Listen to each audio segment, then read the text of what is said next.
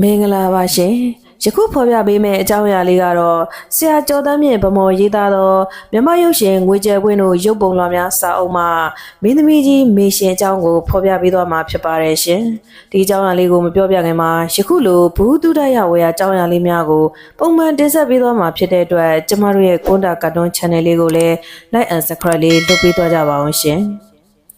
်မြမရုပ်ရှင်ငွေတုကာလတွင်ပေါ်ထွန်းခဲ့သည့်အမျိုးသမီးရုပ်ရှင်သရုပ်ဆောင်တို့သည်စစ်ကြိုခေတ်ကရုပ်ရှင်ခုနှစ်ကားတွင်ခေါင်းဆောင်မင်းသမီးဖြစ်ပါဝင်သရုပ်ဆောင်ခြင်းအတန်ထွက်ရုပ်ရှင်ကားဇက်ဝင်တေးများနှင့်ရောင်းနှံတက်ပြားတေးသချင်းများကိုတေးသံရှင်ဖြစ်တည်ဆိုခြင်းတို့ကြောင့်အမျိုးသမီးရုပ်ရှင်သရုပ်ဆောင်အဆိုကျော်ဖြင့်နာမည်ကြီးခဲ့သည်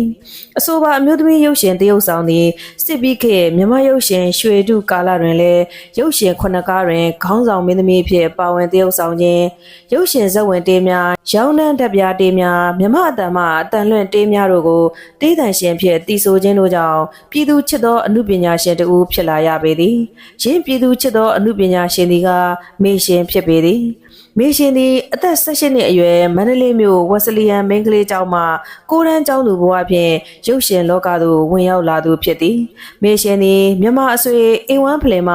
ဒရိုက်တာမောင်တင်မောင်ရိုက်ကူးသောဖူးစာရှင်တန်ဆုံသွင်းဇာတ်ကားတွင်ချစ်ရွှေနှင့်တွဲဖက်သရုပ်ဆောင်ရာမှရုပ်ရှင်သရုပ်ဆောင်ဖြစ်လာသည်ဖူးစာရှင်ရုပ်ရှင်ကားကို1938ခုနှစ်ဖေဖော်ဝါရီလ1ရက်နေ့ပလာဇာရုံမှတင်ဆက်သည်ယင်းဖူးစာရှင်ဇာတ်ကားသည်မေရှင်၏ပထမဆုံးရုပ်ရှင်ကားဖြစ်သည်မေရှင်၏ဒုတိယရုပ်ရှင်ကားမှာအေဝမ်းမှဒရိုက်တာဦးလွန်ဖေရိုက်ကူး၍ဗမြင့်နှင့်တွဲဖက်သရုပ်ဆောင်သောမောင်ဝင်းရင်ရုပ်ရှင်ကားဖြစ်သည်ယင်းရုပ်ရှင်ကားကို1938ခုနှစ်ဇူလိုင်လ2ရက်နေ့တွင်ဘရင်ရုံ၌တင်ဆက်သည်မေရှင်၏တတိယရုပ်ရှင်ကားမှာအေဝမ်းမှဒရိုက်တာဦးလွန်ဖေနှင့်ဦးတင်ရွယ်တို့ပူးတွဲရိုက်ကူးသောမေယာသည်တန်ဆုံသွင်းရုပ်ရှင်ကားဖြစ်သည်မေရှင်၏စတုဒ္ဓမြောက်ရုပ်ရှင်ကားမှာတရုပ်ဆောင်ဒရိုက်တာမောင်တင်မောင်ရိုက်ကူး၍မောင်တင်မောင်နှင့်မေရှင်တို့ပထမဆုံးတွဲဖက်တရုပ်ဆောင်သည့်မြားနမောင်အတန်အတွက်ရုပ်ရှင်ကားဖြစ်သည်ယင်းရုပ်ရှင်ကားကို1938ခုနှစ်နိုဝင်ဘာလ4ရက်နေ့တွင်ဘရင်ရုံ၌တင်ဆက်သည်မြားနမောင်ရုပ်ရှင်ကားသည်ဖြစ်ရမှန်ဇလန်းကိုအခြေခံရိုက်ကူးထားခြင်းဖြစ်သည်ယင်းဇလန်းသည်1935ခုနှစ်ကဗမော်ဒေသတွင်ဖြစ်ပေါ်ခဲ့သောဗမော်မြို့ ABN ကျောင်းဆရာကြီးဦးကျင်ဒေါ်မြမေတို့၏တာကြီးအပါနှင့်မင်းတို့မင်း၏မြစ်တော်မခရမင်းသား၏မြေတော်နေချက်စန့်ကျင်ခေါင်းဆောင်မင်းသားစောရံပိုင်နှင့်မိုးလိုင်းဒေဝီတို့၏တမီတော်ဆက်ခွန်တီခေါ်မမထားတို့၏မြစ်တာဇလန်းဖြစ်သည်မြားနမောင်တို့မဟုတ်အပါနှင့်မမထားတို့၏မြစ်တာဇလန်းကိုတကုံမြက်လေးနွယ်ကဝတ္ထုရေး၍တကုံခင်ငယ်လေးကရှင်းဝတ္ထုကိုရုပ်ရှင်ရရန်ဇညွန်းပြန်ရေးခဲ့ခြင်းဖြစ်သည်မြားနမောင်ရုပ်ရှင်ကားတွင်မောင်တင်မောင်နှင့်မေရှင်တို့၏အမိများပျောက်သွားပြီးအပါနှင့်မမထားဖြင့်ပြိတ္တရင်နှင့်ဆွဲကြံခဲ့ပေသည်မေရှင်၏ပစ္စမမြောက်ရုပ်ရှင်ကားမှာတရုတ်ဆောင်ဒရိုက်တာမောင်တင်မောင်ရိုက်ကူးသောချစ်အမြအတန်အတွက်ဖြစ်သည်အေဝမ်ရုပ်ရှင်ချစ်အမြတွင်မောင်တင်မောင်မေရှင်မေမြင့်မြင့်ဆွေတို့ပါဝင်တရုတ်ဆောင်ကြသည်ချစ်အမြရုပ်ရှင်ကားကို1940ပြည့်နှစ်ဇန်နဝါရီလ26ရက်နေ့တွင်ဘရင်ရုံ၌တင်ဆက်ခဲ့ခြင်းဖြစ်သည်မေရှင်၏စတမမြောက်ရုပ်ရှင်ကားမှာဒရိုက်တာအေဝမ်ဦးတင်တွင်နှင့်မောင်တင်မောင်တို့ညီနောင်ပူးတွဲရိုက်ကူးသောချစ်ရည်စဉ်အတန်အတွက်ဖြစ်သည်ယင်းရုပ်ရှင်ကားတွင်မောင်တင်မောင်နှင့်မေရှင်တို့ပါဝင်တရုတ်ဆောင်ရသည်ချစ်ရည်စဉ်ဇညွန်းရိပ်သူမှာအေဝမ်ဦးတင်တွင်ဖြစ်သည်အေဝမ်ဖလင်၏ချစ်ရည်စဉ်အတန်အတွက်ရုပ်ရှင်ကားကို1940ပြည့်နှစ်အောက်တိုဘာလ17ရက်နေ့တွင်ဘရင်ရုံ၌တင်ဆက်ခဲ့သည်စစ်မဖြစ်မီမေရှင်နောက်ဆုံးသရုပ်ဆောင်ခဲ့သည့်တတမမြောက်ရုပ်ရှင်ကားမှာဒရိုက်တာဦးလွန်ဖေနှင့်အေဝမ်ဦးတင်ရွယ်တို့ပူးတွဲရိုက်ကူးသောအေဝမ်ရုပ်ရှင်စောင်းတော်ရှင်ဇာတ်ကားဖြစ်သည်စောင်းတော်ရှင်အတန်အတွက်ဇာတ်ကားတွင်မေရှင်သည်ပီလဖေနှင့်တွဲဖက်သရုပ်ဆောင်ရသည်စောင်းတော်ရှင်ဇညွန်းရိပ်သူမှာစာရေးဆရာဒုက္ခဖြစ်သည်ရင်းရုပ်ရှင်ကားသည်ရေငန်ပိုင်းဥရှင်ကြီးဇလန်းဖြစ်သည်ရင်းရုပ်ရှင်ကားတွင်တပ်ပြအဆိုကျော်2ဦးပါဝင်သရုပ်ဆောင်ထားသဖြင့်လူကြိုက်များခဲ့သည်စောင်းတော်ရှင်ရုပ်ရှင်ကားကို1941ခုနှစ်မေလ23ရက်နေ့တွင်ဘရင်ရုံ၌တင်ဆက်ခဲ့သည်1938ခုနှစ်မေရှင်သည်မြနမောင်ရုပ်ရှင်ကားကိုရိုက်ကူးစဉ်မိမိအလုပ်လုပ်နေသည့်မြန်မာအဆွေအေဝမ်ကုမ္ပဏီမှတပ်ပြားထုတ်လုပ်ရေးလုပ်ငန်းကိုစတင်လုပ်ကိုင်သည်မြန်မာအဆွေအေဝမ်ကုမ္ပဏီပိုင်ရှင်၏သားတွေတရုတ်ဆောင်ဒရိုက်တာမောင်တင်မောင်၏တငယ်ချင်းတရောပညာရှင်ပီလာဖေကအေဝမ်တပင်ဝန်တပ်ပြားထုတ်လုပ်ရေးကိုကြီးကြပ်ရသည်အေဝမ်အတန်ဖန်အင်ဂျင်နီယာမှာဂျပန်မျိုးသားမစ္စတာဝါတာနာဘေဖြစ်သည်အေဝမ်မှတပင်ဝန်တပ်ပြားများထုတ်လုပ်သည့်အခါအေဝမ်ရုပ်ရှင်မှလကစားတရုတ်ဆောင်မေရှင်သည်လည်းတပ်ပြားအဆိုကျော် ဖြစ်လာသည်မင်းရှင်သည်ရုပ်ရှင်ဇက်ဝင်တေးများတီးသန့်တပ်ပြားတေးများကိုတီးဆိုရမှထိတ်တန့်အဆိုကျော်တူဖြစ်လာသည်မင်းရှင်၏တေးဆိုဟန်အတန်နှင့်ပတ်သက်၍ A1 ၏ပင်တိုင်းစန္ဒပညာရှင်နှင့် T1 ကောင်းဆောင် A1 ခင်မောင်ကဤသို့မှတ်ချက်ချဘူးသည်မင်းရှင်ရဲ့အတန်ကပါလေးရဲ့ဒီတော့တချို့တချင်းတွေမှာအတန်မရောက်ချင်ဘူးဒီတော့သူ့အတန်လေးကတိမ်တဲ့အခါတိမ်ဝင်သွားတယ်မမိတမီဖြစ်နေတဲ့အခါတွေလည်းရှိတယ်ဒါပေမဲ့ပင်ကိုအတန်ကောင်းတယ်ဒီလိုမမိတမီအတန်လေးနဲ့တီဆိုရတာမင်းရှင်ရဲ့ဆိုဟန်ဖြစ်လာတယ်မင်းရှင်ကိုယ်တိုင်ကမူမိမိတေးဆိုဟန်နဲ့ပတ်သက်၍ဤသို့ရှင်းပြခဲ့ဘူးသည်A1 ကတပ်ပြားတွေတွင်းမယ်ဆိုတော့အမေကိုတချင်းဆိုတတ်သလားလို့မေးတော့ဆိုတတ်တယ်ဆိုပြီးဆိုပြလိုက်တယ်ဒေါ်ကြီးအောင်အတန်နဲ့ဆင်တယ်ဆိုတာဆိုလို့အားပေးကြတယ်ဒါပေမဲ့တကယ်အတန်တွင်းကနေကြတော့အမေကတချင်းကိုကိုယ့်ဘာသာကိုစာရွက်လေးကြည့်ပြီးခတ်တူတူအတန်ကျစ်နေတာကိုအပေါ်တက်ကအကိုလေးဥညီဘူးကြားသွားပြီးမက်ရှင်အဲ့ဒီအတန်တိုင်းတူတူလေးသာဆိုခုနအတန်နဲ့မဆိုနဲ့တော့လို့ပြောတာနဲ့တခြားလုံးတူတူတက်တာနဲ့ဆိုခဲ့တယ်ဤသို့အပြင်မေရှိသည်ပင်ကိုအတန်ကောင်းမှုတူတူညင်းညင်းတန်လေးဖြင့်ဟန်တခုရအောင်တီဆိုတတ်မှုကြောင့်ထိုခေတ်ကတပ်ပြားလောကတွင်ထိတ်သည့်အဆိုကျော်ဖြင့်ကြောက်တိုင်းဆိုင်နိုင်ခဲ့ခြင်းဖြစ်ပေသည်ထိုခေတ်ကမေရှင်သည်တူးရဲတီဆိုခဲ့သည့်တပ်ပြားတစ်ချက်များသာမက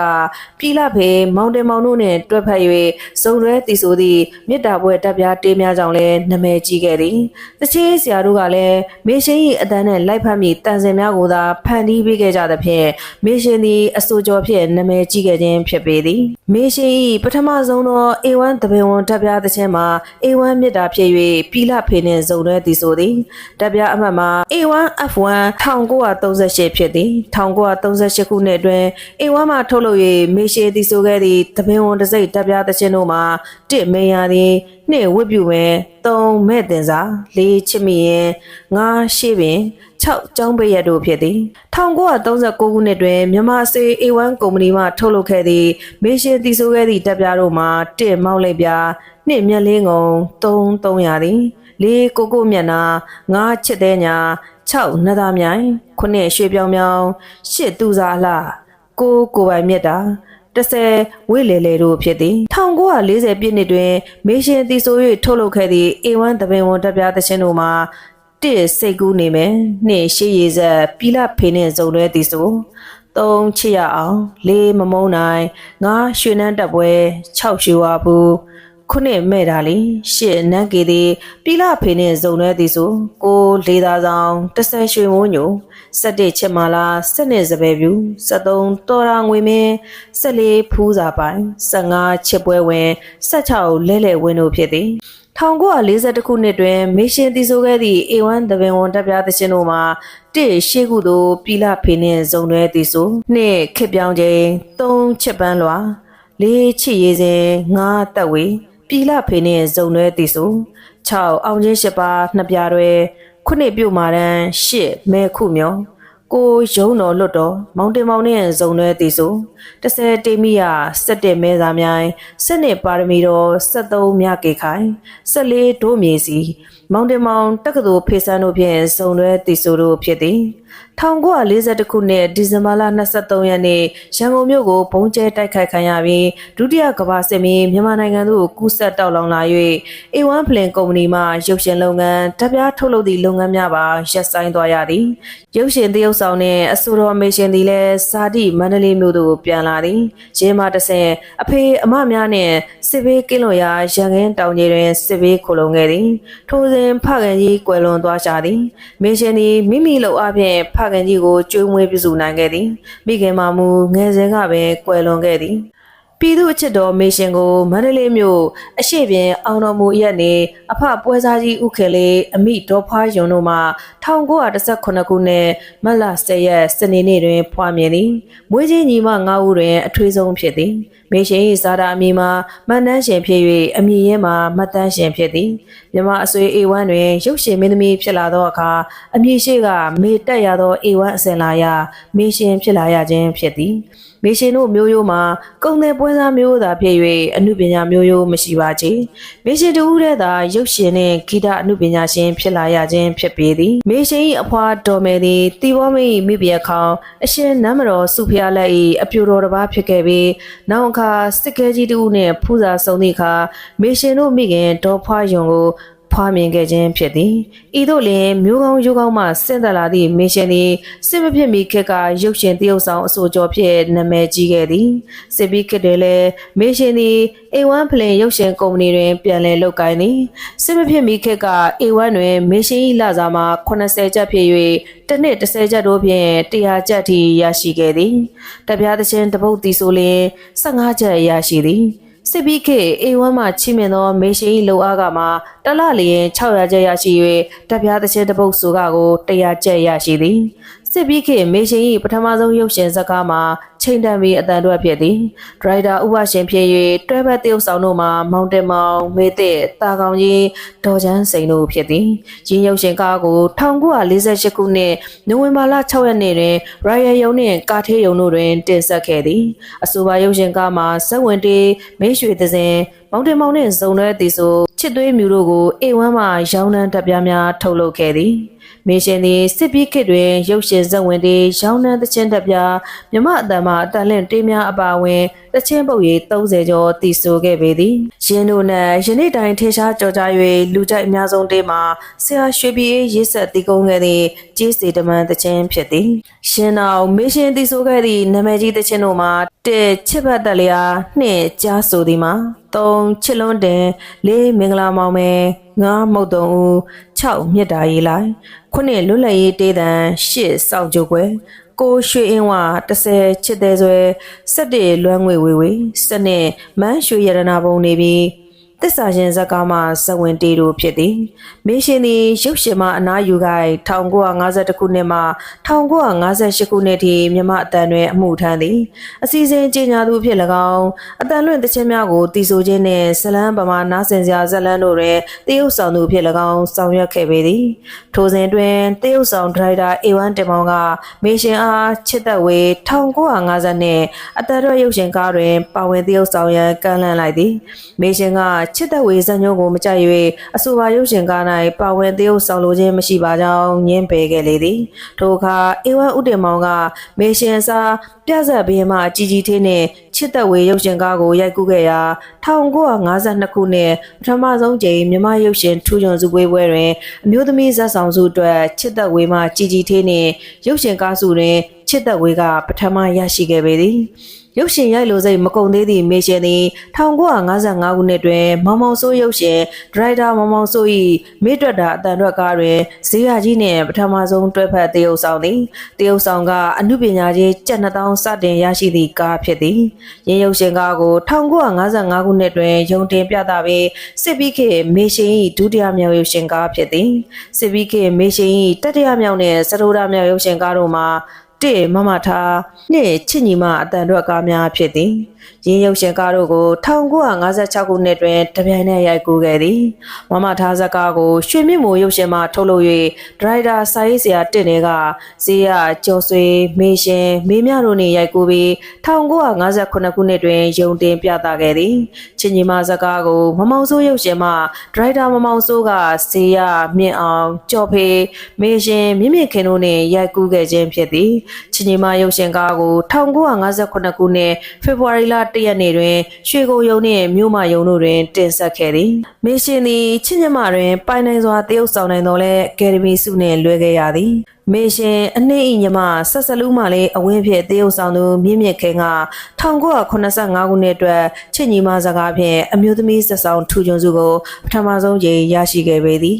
1958ခုနှစ်တွင်နိုင်ငံတော်အစိုးရမှမေရှင်၏အမှုပညာစွမ်းပကားကိုဂုဏ်ပြုသည့်အနေဖြင့်ဝဏကျော်ထင်ဘွဲ့ကိုချီးမြှင့်ခဲ့ပေသည်မေရှင်နှင့်အတူဝဏကျော်ထင်ဘွဲ့ကိုရရှိရသည့်ရုပ်ရှင်အမှုပညာရှင်တို့မှာဇေယျမျိုးချစ်ဖိုးပါကြီးជីជីသေးမေတစ်တို့ဖြစ်သည်စစ်ပြီးခေတ်မေရှိ၏ပစ္စမမြောက်ရုပ်ရှင်ကားမှာ1960ပြည့်နှစ်တွင်တုခုမရုပ်ရှင်မှာတရုတ်ဆောင်ဒရိုက်တာကျော်ဆွေရိုက်ကူးသောသစ္စာရှင်ဖြစ်သည်သစ္စာရှင်ရုပ်ရှင်ကားတွင်မေရှင်သည်ကျော်ဆွေနှင့်တွဲဖက်တရုတ်ဆောင်ရသည် အဆိုပါသစ္စာရှင်ရုပ်ရှင်ကားကို1960ပြည့်နှစ်ဒီဇင်ဘာလ9ရက်နေ့တွင်သမရစံပြမြို့မယုံတို့တွင်ပြသခဲ့သည်စစ်ပီးခေမေရှင်၏စတဗမြောက်ရုပ်ရှင်ကားမှာ A1 ဖလင်ဒရိုက်တာမောင်လှမျိုး၏မြစ်တာမွန်ဇာကားဖြစ်သည်ရင်းရုပ်ရှင်ကားတွင်မေရှင်သည်ခင်မောင်စင်နှင့်တွဲဖက်သရုပ်ဆောင်ရသည်မြစ်တာမွန်ရုပ်ရှင်ကားကို1962ခုနှစ်အောက်တိုဘာလ12ရက်နေ့တွင်ဂလုတ်ယုံဂုံယုံတွင်စတင်ပြသခဲ့သည်1962ခုနှစ်တွင်မေရှင်သည်စစ်ပီးခေတတမမြောက်နောက်ဆုံးရိုက်ကူးသည့်ရုပ်ရှင်ကားမှာဒုက္ခရုပ်ရှင်ဒရိုက်တာဒုက္ခ၏သားတို့ရုပ်ရည်ဖြစ်သည်သားတို့ရုပ်ရည်ရုပ်ရှင်ကားတွင်မေရှင်သည်ဇေယျကြီးနှင့်တွဲဖက်သရုပ်ဆောင်ရသည်မေရှင်သည်ဇနီးသည်ဇက်ရုပ်နေရာမှာပိုင်နိုင်စွာတရုပ်ဆောင်နိုင်မှုကြောင့်ပြည်သက်ရင်နဲ့မှတ်မှတ်ထင်ထင်ရှိခဲ့သည်။သားတို့ရုပ်ရည်ရုပ်ရှင်ကားကို1936ခုနှစ်ဖေဖော်ဝါရီလ1ရက်နေ့တွင်ရုံတင်ပြသခဲ့သည်။ဝနကျော်ထင်ဒေါ်မေရှင်သည်အသက်45နှစ်အရွယ်1962ခုနှစ်တွင်ရုပ်ရှင်ရိုက်ကူးခြင်းတချင်းတီဆိုခြင်းတို့မှာအနားယူခဲ့သည်။ဂျင်းနောက်မိမိ၏ဇာတိချက်ကြွေမွေးရမြေဖြစ်သည့်မန္တလေးမြို့တွင်ပြန်လည်ပြောင်းရွှေ့နေထိုင်ခဲ့သည်။သားတော်သမီးကံမရှိသောအပြိုကြီးဒေါ်မေရှင်ကတူမများကပြုစုထောက်ပံ့လျက်ရှိသည်ဒေါ်မေရှင်၏အမှုပညာကိုလေးစားမြတ်နိုးသည့်ဒေါ်ရီမန္တလေးမြို့အပျော်တမ်းမဟာဂီတပညာရှင်ဒါရန်ဥဒန်ဒေါ်ရီမြင့်တို့၏သမီးလက်ကဒေါ်မေရှင်၏အမှုပညာလှုပ်အားကများကိုစုဆောင်းပေးပြီးတိုးပွားအောင်ဆောင်ရွက်၍ဒေါ်မေရှင်အားထောက်ပံ့ခဲ့သည်1980ပြည့်နှစ်မှစ၍ဒေါ်မေရှင်ကိုမိခင်တပွဲချစ်ခင်သည့်ရည်မြင့်ရုပ်ရှင်ထုတ်လုပ်ရေးပိုင်ရှင်ဒေါ်ရီကမိမိကိုယ်ပိုင်ငွေဖြင့်ဒေါ်မေရှင်အားလစဉ်အသုံးစရိတ်ဆန်စီစာစသည့်စားသောက်ကုန်များနှင့်စေဝါများပါထောက်ပံ့လျက်ရှိသည်ဒေါ်မေရှင်က